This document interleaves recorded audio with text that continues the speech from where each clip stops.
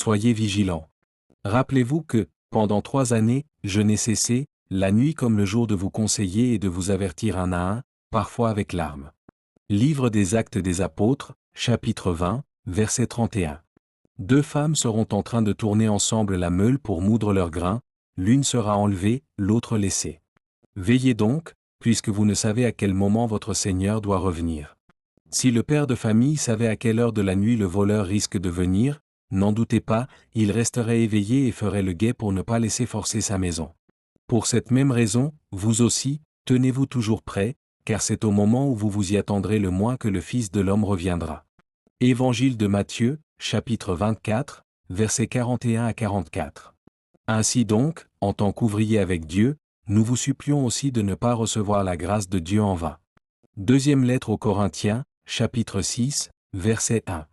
En effet, comment pourrions-nous alors nous-mêmes échapper au châtiment, si nous venions à mépriser une occasion de salut aussi exceptionnelle et que, par indifférence, nous négligions d'y prêter attention? Car ce salut a été tout d'abord annoncé par le Seigneur lui-même. Ensuite, il nous a été garanti de manière sûre par des témoins authentiques qui avaient personnellement entendu son message. Épître aux Hébreux, chapitre 2, verset 3. En effet, est-ce que nous ne sommes pas prêts à faire des efforts, jusqu'à faire violence à notre chair pour assumer certaines de nos responsabilités, comme, par exemple, lorsque nous nous occupons de nos enfants? Donc, à combien plus raison, ne devrions-nous pas prendre au sérieux le fait que Dieu nous ait choisis pour hériter de son royaume? Et pour cela, il faut renoncer à soi-même et chercher en premier les choses d'en haut.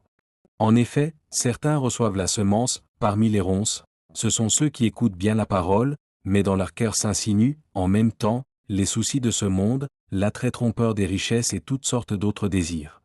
Tout cela étouffe la parole entendue, qui ne porte aucun fruit dans leur vie.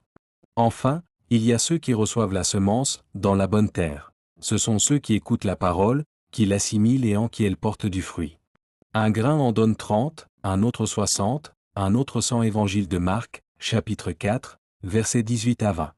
Conclusion, nous sommes comme au temps de Noé, où la parole nous dit qu'ils étaient plus préoccupés à manger et à boire que de chercher les choses d'en haut, là où est assis le Christ, à la droite de Dieu.